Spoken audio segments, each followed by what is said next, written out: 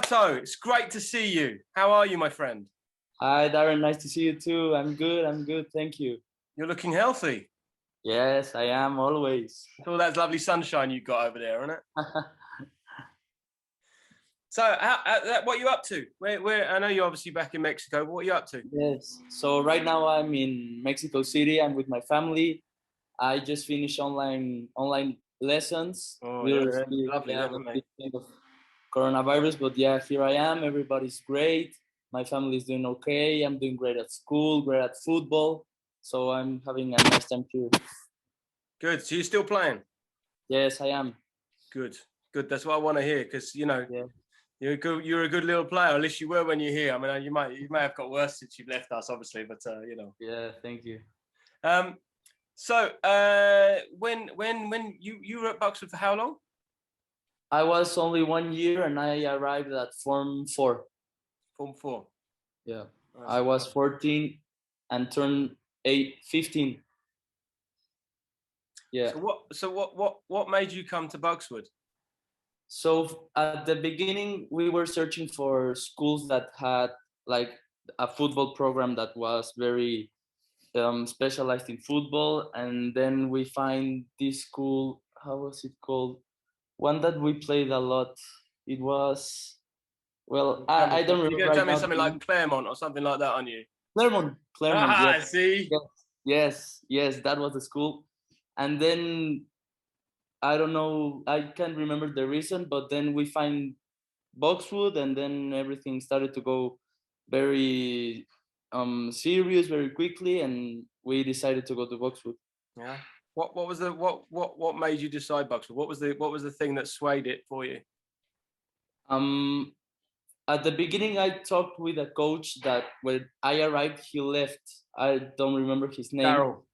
Yeah, Daryl. And then they talked to me about Magro, about Coach Magro. They talked to me that he was Spanish. He came from Valencia, Real Madrid, and China, and stuff. And I loved that he was Spanish, so we decided. Yeah. He will be watching this, smiling away now that you've mentioned his name. I can promise you. I speak to Magro quite regularly. He's really enjoying all the videos I've been doing recently. So once he sees this, he'll be jumping up and down with joy, I'm sure. Yes, that's for sure.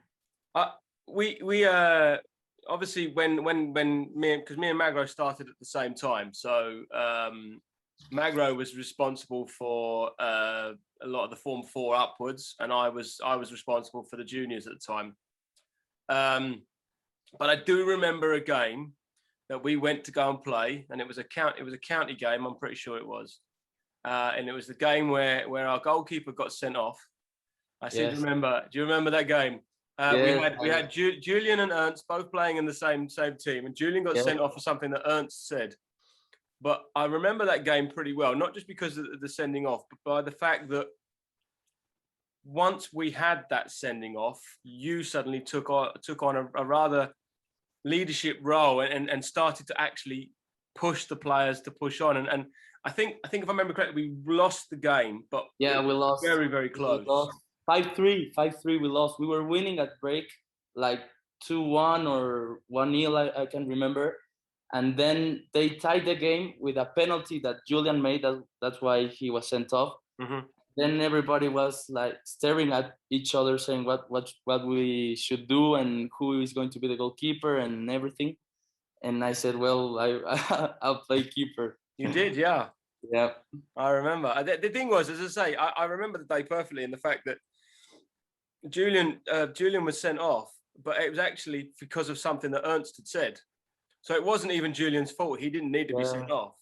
Yeah. And the referee at the time sort of thought it was him. But that's the way of the world. That's football sometimes. But you stood in and you went in, and I seem to remember actually you did a pretty good job. You made a couple of good saves, which was very good.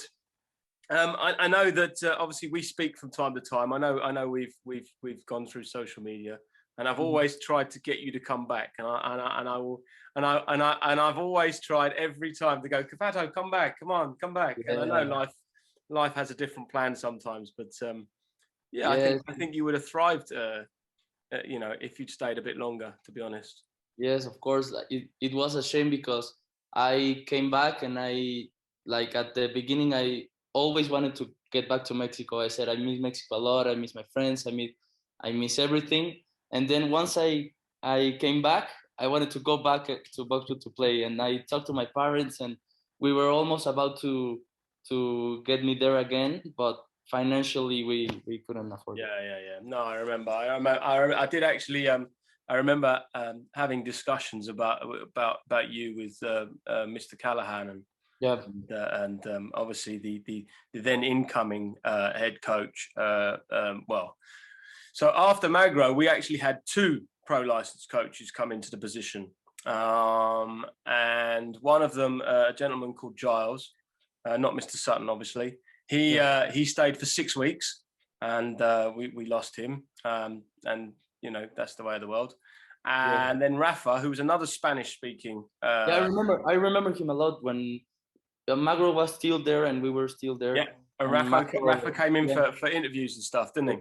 Yeah, I remember. So Rafa then came in, and again, very similar to Magro. He was very energetic and you know full of energy for the people. It was great, and you know it was a shame. And again, he left shortly after, about a year. Well, he left after the first year. And now we've got an English head of football, and not me, because I really don't want that sort of position. He's done a great job, and he's in his second year, and he's doing a really marvelous job, to be fair. So, but again, I think had you stayed under Rafa, I think you would have flourished. But you know, like I say, things are the way it is. Yeah. So your time, you spent a year. Obviously, the world was a much different place than it is now. We were allowed to play lots of games, and we did lots of bits and pieces. Was there a standout game or a standout moment or something that you know that you still remember to this day? Well, I remember quite well the tournament in Rome. I remember that is like my highlight of my time in Boxwood, because I remember the first day we arrived, we had like a preparation friendly match with an Italian team there. And we separated the team into 2, and we were dividing it in halves, and Magro was upset with me. He was very angry because I was not playing good, and later on he told me that I was not going to play the tournament. He said, why did you make your parents came from Mexico to see you play like that? And I was like very confused. And then the next day he came to me with the captain, how do you say? Captain's armband. Yeah, captain's armband. So that was great. Magro was very good at getting into people's heads to get what he wanted. Yes, he was. He was a very, very clever man. I remember going to a game with Magro to, I think we played Bexhill College. Bexhill College, yeah. And we were, I think it was like 2-1 up. And then he started he started the mind games of making substitutions every 5 to 10 minutes, which totally upset the opposition manager. And I can remember the conversation, but Magro played it to a T. Yeah. But he was always very good. I used to call him, I used to say he was a bit of a chess master, because he moved a piece and then he took another piece. And yes, I remember one day he made a formation, a lineup that we played like 3-2, and then everybody was on the side, and he left Juanito and Pato Salas on the right, like crazy things that obviously make the rivals and the opponents like get off the game. He used to do that a lot. The Rome tournament, I mean, obviously, I have some interesting memories of the Rome tournament, especially being threatened in the way that me and Magro were that tournament. But I think because you, if I remember correctly, we had Josh as well, didn't we? We had Josh, yeah. And you guys did really well. I think they got through to the final and what have you. We lost to the final. Was it a semi-final? We lost in the semi-finals against an Argentinian team in penalties. Yeah, but I remember because we took Khan on that, and they were all doing the Besiktas chants off the. We got Pato Martinez. I just don't think you understand. We follow on the wheel. He's better than Brazil. We got Pato Martinez.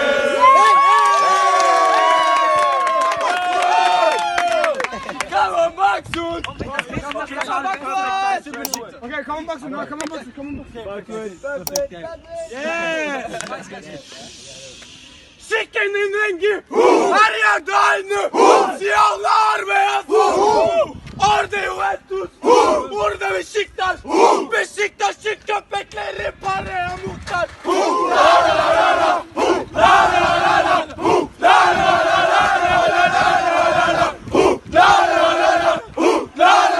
Stand on the side, weren't they? Yes. And we got everybody around the outside. We're all getting really excited. I remember, well. yes. I have videos, I think. I have some videos of that day, yeah. Oh, you'll have to send me the videos because I'll add them to the YouTube. No problem. Yes, I'll send you videos. Good. You've got my email. You can send it to me. Yeah. Yeah. Good. So what? I mean, obviously, as I say, because me and Magro were both coaching at the same time, I very rarely saw Magro's sessions. So what was it like working under Magro?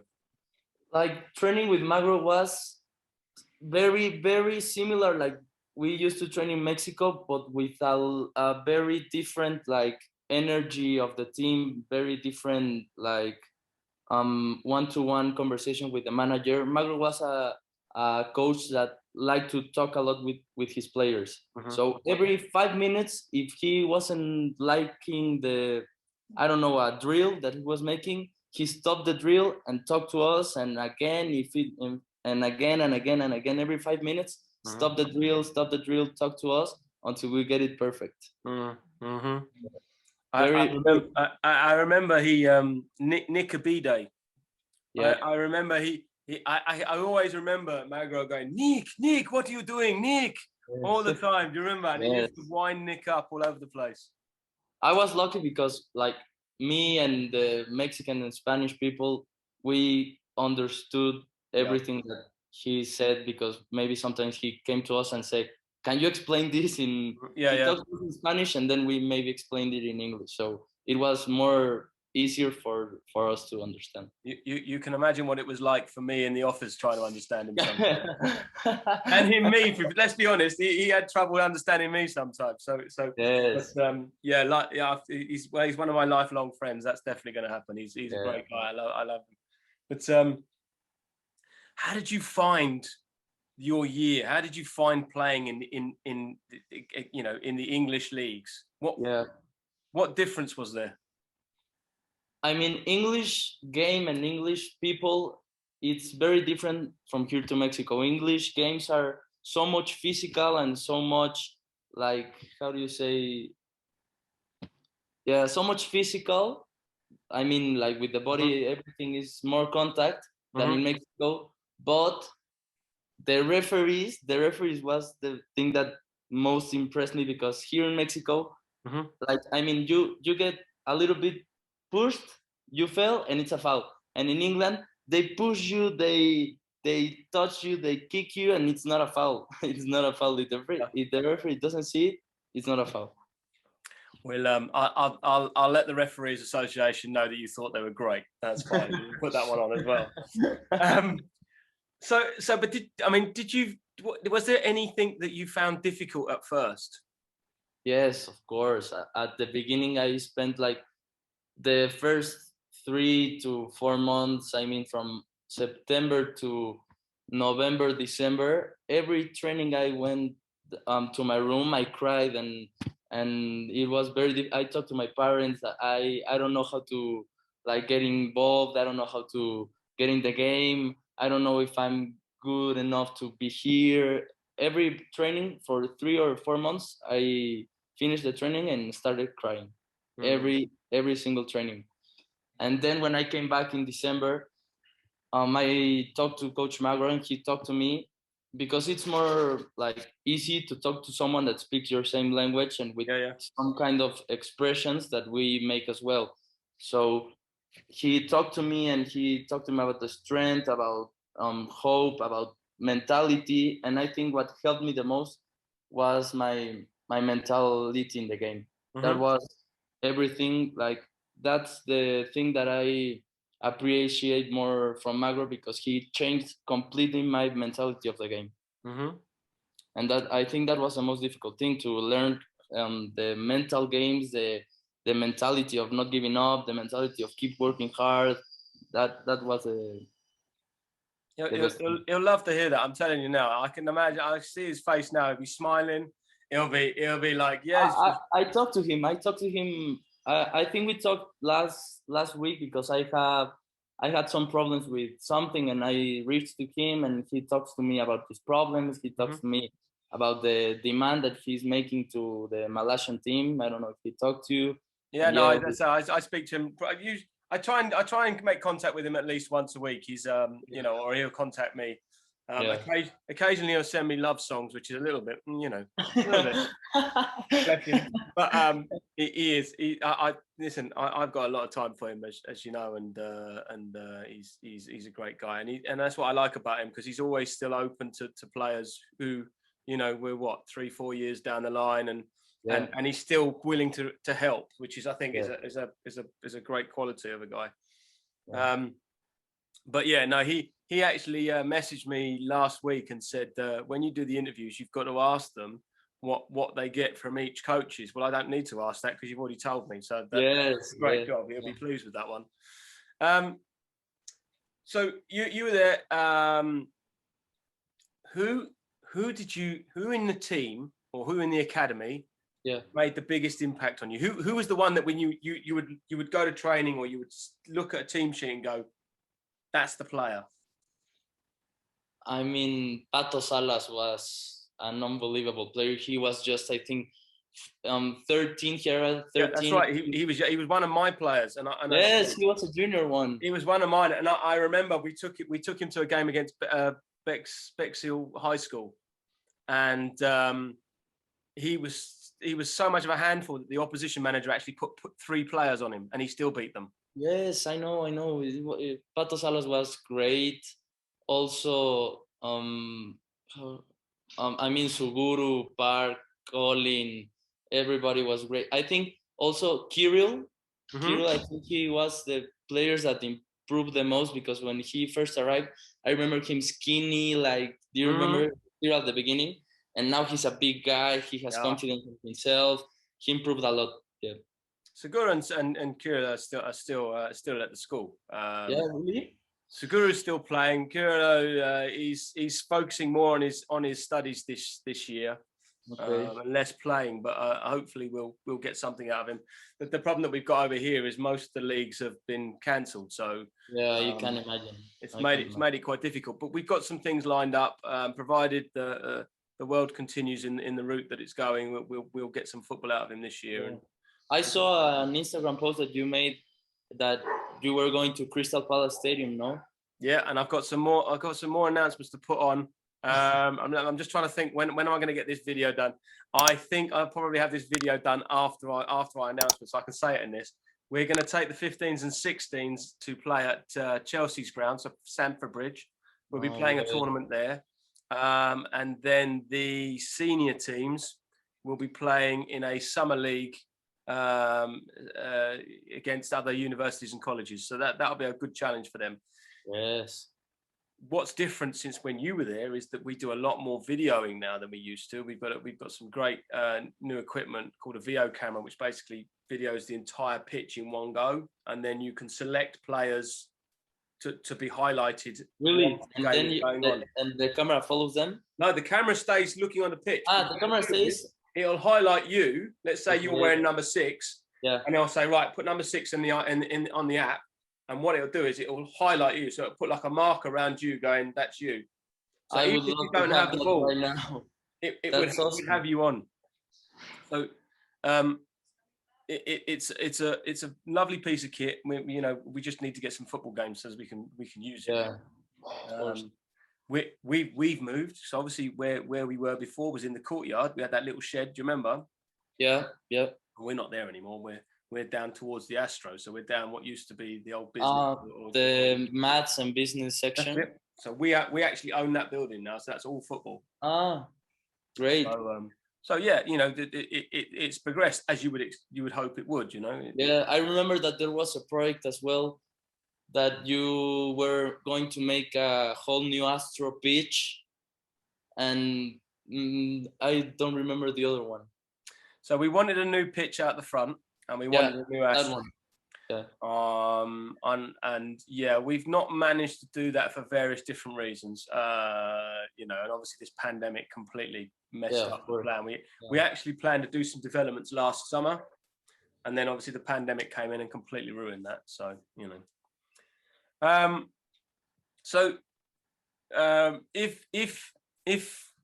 If I said to you today, right, if I said to you, Pato, I'll give you a space at Buxwood for free, would you do it? Yeah, without thinking it. Yeah. I'm in a plane right now. Yeah. Flying to Buxwood. Yes, of course. I would love to play again there. I miss a lot my teammates, all the things that happened there, all the different countries around the world that arrived there, many cultures, many different things that I don't have here in Mexico, of course. And yes, I would do it without thinking. Who because I forgot to ask you this. Normally I ask the two questions together, but the second one is, when you were training, who did you find the most difficult to play against? I would say Kim, and like me as a forward, and Kim was the most difficult one, and Kader. Kader was a big man, and I was also skinny, short, and you were quite a skinny player. I do remember that. Yeah. I wish I'd got some video of that game. And then with you going in goal, because I think then we realised just what a leadership role that was when you stepped in. Yeah. So you obviously enjoyed your time, and you know, if a potential student, as a young person in Mexico or wherever, is watching this video, because as I say, we're on all the social, we're on Instagram, we're on YouTube, we're on Twitter, we're everywhere. So we put this on, and they're thinking of coming. I'm going to give you two questions. One is, why should they come to England? Yeah. The second one is, why should they come to Buxwood? Okay, so the first question, why should they come to England?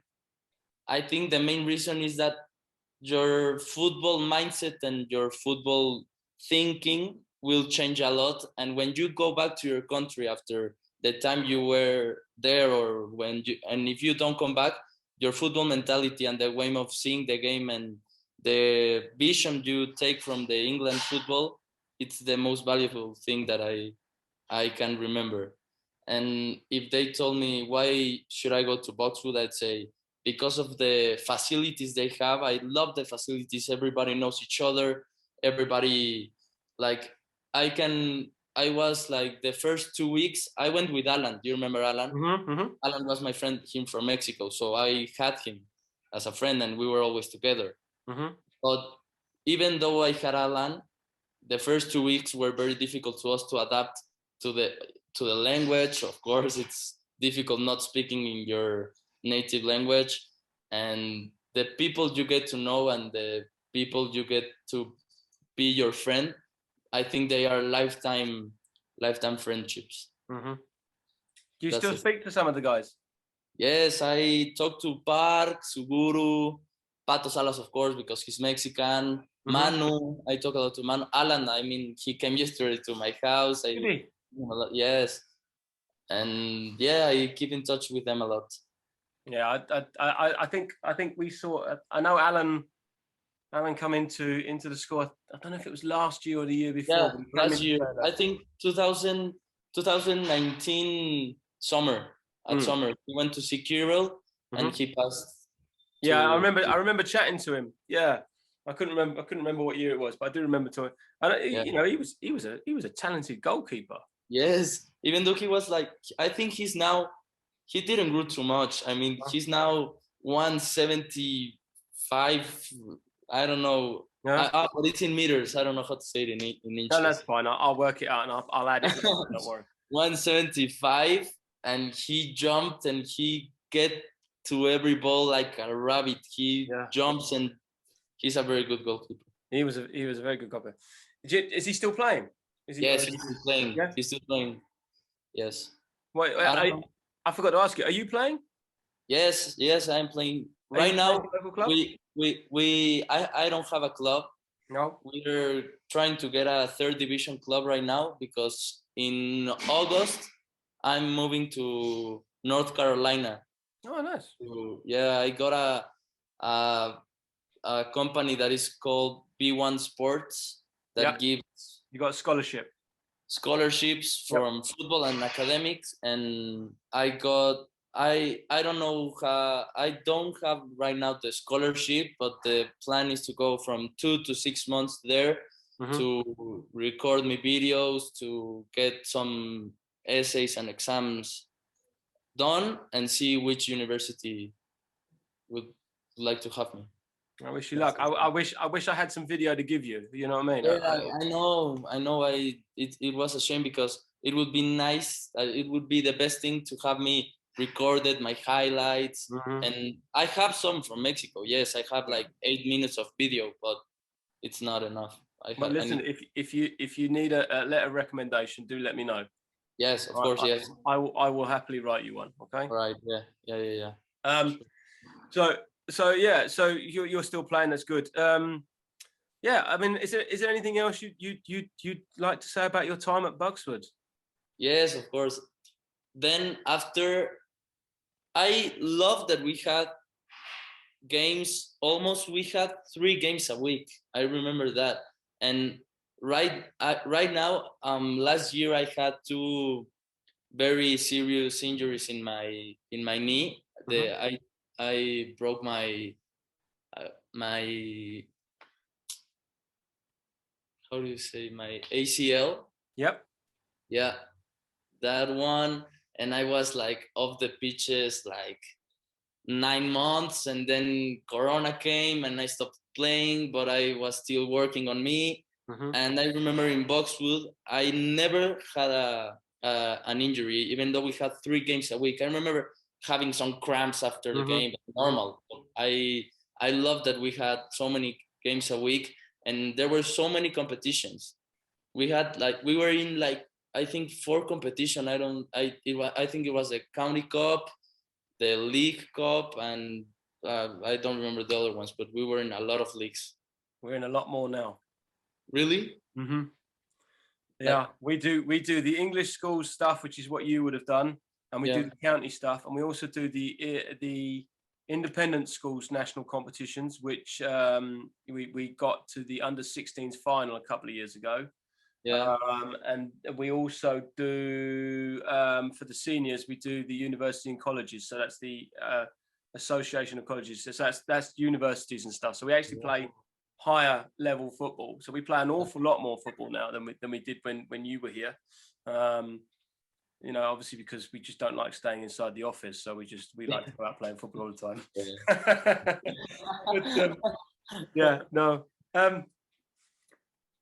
So how is the injury? Is the injury good now? Yeah, I'm fully recovered now.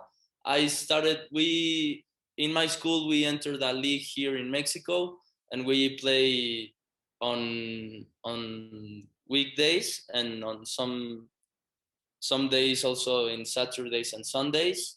And I'm doing great right now. I'm very happy. I thought the doctor told me, I don't know how you're going to get back to play football again. It was a very serious injury, and I worked hard. I was devastated. I think I had sometimes depression, like not going to the gym, not playing, just with my injury. It was a very bad time for me. But right now I think I am at my best level right now.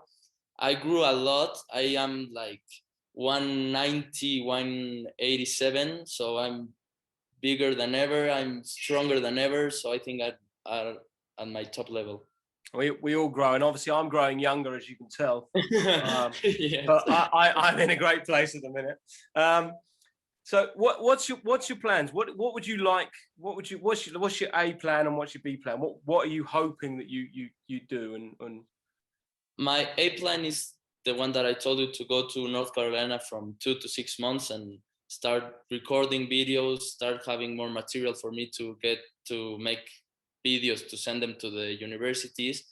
And if that doesn't work, my B plan is that those 6 months that are coming right now in August, if I come back to Mexico in December and there's no